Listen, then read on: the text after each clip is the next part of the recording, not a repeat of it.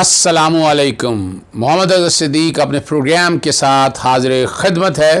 तहरीक लब्बैक पाकिस्तान और हुकूमत पाकिस्तान के सोच के साथ जो मायदा आया, उसके पीछे क्या वजूहात थी, आगे मुस्तकबिल क्या है और होने क्या जा रहा है। आपको पता है कि आज कौमी असम्बली का इजलास मुअत्तल हो गया गैर मुअय्यना मुद्दत के लिए और तमाम सियासी जमातों का चेहरा सामने आ गया।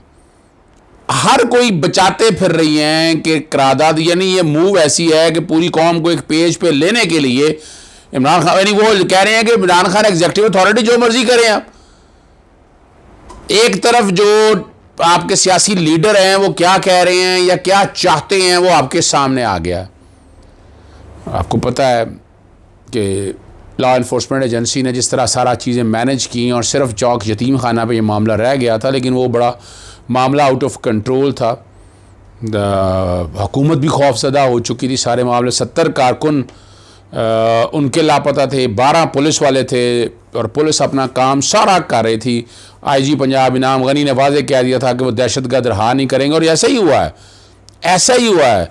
और ये सारा जो मामला है एक हफ्ते की जानलेवा जो सरगर्मियों पर एक दूसरे दोनों ने फेस सेविंग की, क्योंकि TLP पे इल्ज़ामात लग रहे थे फॉरेन फंडिंग के हवाले से कि अकाउंट बाइट से ऑपरेट हो रहे हैं। तो ये ज़रूरी था कि इस तरह का इंप्रेशन ही आना, तो सवाल ही पैदा नहीं होता कि तहरीक लब्बैक पाकिस्तान किसी तरह भी फॉरेन फंडिंग या ऐसे इंटरनल कुछ चीज़ें मैं भी समझता हूँ या ये भी जानता हूँ मैं। और वो ये भी परेशान थे कि किसी बड़े को नहीं पता था कि थाने पर हमला किसने किया, और ये तहकीक होनी बहुत ज़रूरी है। मैं बात बड़ी दफ़ा मैं कह बैठा हूँ ये बात कि उसकी तहकीक होनी चाहिए कि कौन पीछे थे, कौन लोग थे जिसने थाने पे हमला किया और ये टेररिस्ट एक्टिविटीज़ का आगाज़ किया। उसकी तहकीक होगी तो सारा कुछ सामने आ जाएगा। और तहरीक लब्बैक पाकिस्तान को अब इन मामलात को ख़त्म करने की तरफ लेके जाना चाहिए। लोग ज़ख्मी हुए, एक कॉज के लिए आए थे, उस कॉज के लिए लड़ाई वाला मामला मेरी ज़ाती राय के मुताबिक नहीं होना चाहिए। और मैं गुजारिश करूँगा उनको कि इस सारे मामले में जितने शहीद होने थे या ज़ख्मी होने थे, एक इवेंट को सामने रखते वो सारी चीज़ें अब ख़त्म हो चुकी हैं। तो इसलिए अब सुलह की तरफ सारी जब बातें आई हैं तो सुलह की तरफ रहने दें। इन चीज़ों को कंट्रोल करना है, क्लोज़ करना है। बाकी जहाँ तक है जो पाबंदी लगी है, पाबंदी के लिए अपील की कमेटी मौजूद है, अपील में जाएँ और सारे मसले आपके क्लियर हो जाएंगे। यहाँ तक दूसरा जो इशू आपके सामने है, शहजाद अकबर ने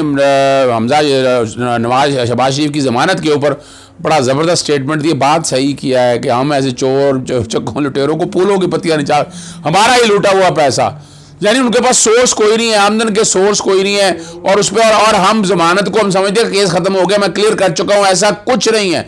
बड़ी डिटेल में चीज़ें सारी आपके सामने रखी हैं, बार बार एक्सप्लेन की है, एक एक चीज़ सामने रखी है ताकि कोई इसमें दिक्कत ना हो, कोई प्रॉब्लम ना हो, कोई इशू ना रह जाए आपके सामने। और अब यहाँ आप देख सकते हैं कि आज कोरोना की पोजीशन क्या है। NCOC का इजलास हुआ, A लेवल O लेवल के बच्चों का बड़ा गिला है। कैमरेज पूरी दुनिया में इम्तहानात मुलतवी हो चुके हैं, पाकिस्तान में क्यों ज़बरदस्ती लेना चाहते हैं। मुख्तलिफ़ कोर्टों में ये अपीलें दायर हुई हैं, रिटें दायर हुई। मैंने भी ख़त लिखा, मैंने एक ख़त लिखा बाकायदा सदर पाकिस्तान, वज़ीर आज़म को, गवर्नर को, वज़ीर आला को, NCOC को, कि इन हालात में देखते हैं इन बच्चों को ऑनलाइन ही ये पर्सनल आना ज़रूरी नहीं है, इस चीज़ को ख़त्म किया जाए, इसको हालात और वाक़या दिया जाए। और NCOC जो खुद कह रही है कि आउट ऑफ कंट्रोल चीज़ें जा रही हैं। इमरान खान ने भी इज़हार ख्याल करते हुए कम लोग समझ नहीं रहे, लोगों को समझना चाहिए हालात बिगाड़ की तरफ जा रहे हैं, शहरी मास्क इस्तेमाल करें। और ख़ास तौर पर इंडिया का हवाला दिया, ऑक्सीजन की कमी आ चुकी है, वहाँ क्या पोजीशन है आप लोगों के। सर 12 जैसे मुल्क में ऐसे हालात मुश्किल हो गए, कंट्रोल नहीं पा रहे।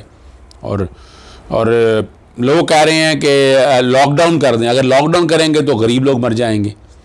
अब ये उनका, और हमें सेहत ज़रूरी है और इंसानों की कदर करें।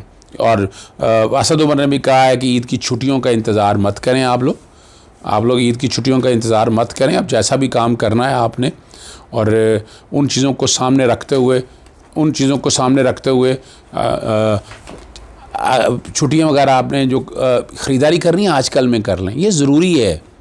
अभी मैं बैठ के जो मुझे जिस चीज़ ने सबसे ज़्यादा इम्प्रेस किया, और वो मैं अभी न्यूज़ आपके सामने वो शेयर भी करूँगा, मैंने खोल भी ली है न्यूज़।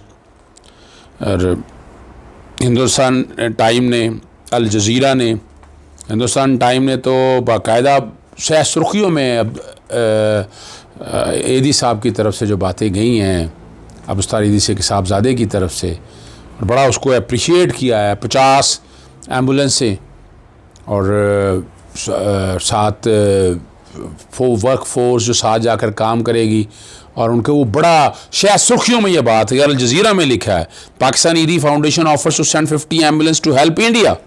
अभी ख़त लिखा है बाकायदा। और यहाँ जो आपके सामने जो चीज़ें रखने वाली हैं वो बड़ी ख़तरनाक हैं कि इस वक्त हालत क्या है। अल जज़ीरा ने जो चीज़ें रिपोर्ट की हैं मैं आपके सामने वही रखना चाहूँगा कि वहाँ पोजीशन क्या आ चुकी है इस वक्त, यहाँ वहाँ क्या हालात ऐसे हैं। और जो फैक्ट्स एंड फिगर्स सामने रखे हैं वो बड़े तकलीफ़ दह फिगर्स हैं। 3 लाख से ज़ायद पॉजिटिविटी रेट है, 2000 से ज़्यादा अमवात हैं, और नाकस प्लानिंग है। भारत तनकीद पूरी दुनिया में हो रही है। यूएसए में पहले थी सबसे टॉप के ऊपर, लेकिन अब इंडिया में वो दिसंबर में थी, और इंडिया में इस वक्त टॉप पे आ चुकी है। आप यहाँ से अंदाज़ा लगा सकते हैं कि इस वक्त पोजीशन क्या है, और क्या इसको कंट्रोल किया जा सकेगा, वो भी एक सवालिया निशान है। कश्मीर पर गासबाना कब्ज़े के हवाले से आपकी पोजीशन सारे स्टैंड आपने तरह, लेकिन इंसानियत एक बड़ा मामला है। यहाँ लड़ाई हमारी उनके साथ है, वो रहनी है, वो चलनी है। बहुत से लोगों ने इस पर एतराज़ात भी किए, सवाल भी उठाए कि दुश्मन भुगत रहा है, और दुश्मन मरे थे खुशियाँ, असामी मर जाना है, तुर जाना है। तो दुश्मनों के इस हवाले से खुशी, गमी और खुशी पे, गमी पे ऊपर खुशियाँ नहीं मनानी चाहिए। सारे मसले में किस तरह हैंडल हो सकता है उसको हैंडल करना चाहिए। अबुस्तार ईदी फाउंडेशन की तरफ से जो गया ये पॉजिटिव जेस्चर है, पूरी दुनिया में इसका जाएगा। और क्या हालात हो चुके हुए हैं ये सारे आप समझ सकते हैं। जो मसाइल आपके सामने हैं आप उनको आसानी से समझ सकते हैं कि इस वक्त मुल्क, पूरी दुनिया कैसे हालात से चल रही है। यहाँ जितनी पोजीशन लगाई है, यानी जितनी यहाँ पर रखा है कि इस वक्त, और वाइड स्प्रेड सारा चल रहा है यहाँ पर, कोविड ने जो यहाँ हालात पैदा किए हुए हैं, पॉजिटिविटी कितनी तेज़ी से चल रही है चीज़ों की, वो भी क्लैरिटी के साथ हर एक को समझ आ जानी चाहिए कि जिस तेज़ी से चीज़ें चल रही हैं क्या चीज़ें ये कंट्रोल हो पाएंगी।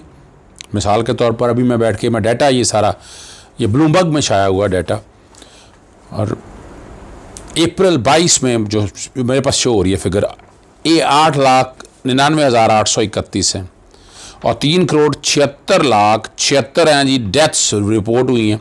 इंडिया में 3,32,921 हैं। वैक्सीनेशन की डिटेल बताई है, पॉजिटिविटी की रेट सारी बता के अगर आप इन चीज़ों को सामने रख कर देखें तो क्या हालात अब हाथ से निकल नहीं पा रहे।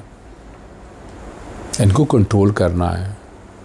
और ताहिर महमूद साहब दोस्त हैं हमारे नॉर्वे में, उन्होंने तजवीज़ किया है अल्कलाइन आइटम्स के हवाले से, जहाँ जहाँ अल्कलाइंस हैं उनके मुताबिक थोम है, अदरक है, लीमू है, सिरका, एप्पल साइडर जो है वो सिरका है, कि ये आइटम आपकी बॉडी में अल्कलाइन। और मैं आपको बता दूँ एक साल पहले मुझे उन्होंने बता दिया था कि ये वायरस आगे कितने मसाइल पैदा करेगा। ये म्यूटेट हो रहा है, ये तेज़ी से शक्लें बदलेगा, और ये इतनी जल्दी, यानी आप वैक्सीन ले आएंगे ये उससे आगे जाएगा। ये वायरस जो है ये आराम से नहीं बैठेगा, और ये किस तरह मामला लेकर जाएगा। आप एक सवाल है कि इसको कंट्रोल कैसे करना है। वो तो है एक वजह कि चाइना ने ऐसे हालात बनाकर लॉकडाउन करके वैक्सीन लगाकर हालात कंट्रोल कर लिए, लेकिन पूरी दुनिया जहाँ फैल चुका है, मॉडर्न से मॉडर्न लोग देख लें, जदीद से जदीद टेक्नोलॉजी देख लें, लेकिन वो कंट्रोल नहीं कर पाए। और उसकी बुनियादी वजह कि केयरलेसनेस बहुत है, मास्क नहीं है, आपने बाकी चीज़ें तवज्जो नहीं किया, आपने ये सोचा नहीं है कि किस तरह इन चीज़ों को हैंडल करना है, देखना है। सवाल यहाँ ये है कि ये नेशनल क्लामिटी या नेशनल डिज़ास्टर को सामने रखते हुए कैसे कंट्रोल किया जाए, ये हम सबको मिलकर बैठना है। एहतियात बहुत ज़रूरी है, मास्क बहुत ज़रूरी है। अगर हम करेंगे तो बेहतरी की तरफ जाएंगे और चीज़ें इससे कंट्रोल होंगी, और कंट्रोल करना बहुत ज़रूरी है आपके लिए। मौजूदा हुकूमत ने अपने तय जितना कुछ करना था वो कर दिया, ज़िम्मेदारी हमारे ऊपर है। इजाज़त दीजिएगा। अस्सलाम वालेकुम। खुदा हाफ़िज़। पाकिस्तान ज़िंदाबाद।